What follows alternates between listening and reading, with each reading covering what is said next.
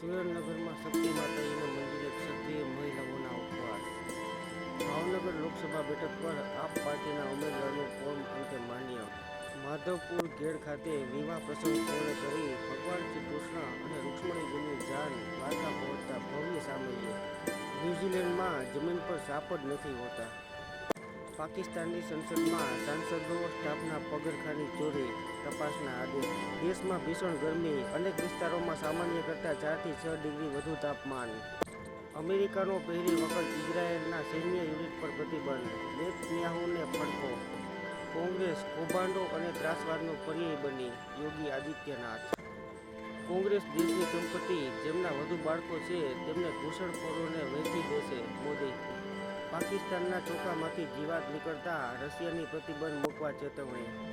બ્રિટનમાં ₹34,000ની વાનગીઓ ચાખતી 8 જણનો પરિવાર છૂમંતર. ઉપ્પર ફેમિલીની કરતૂત વાયરલ.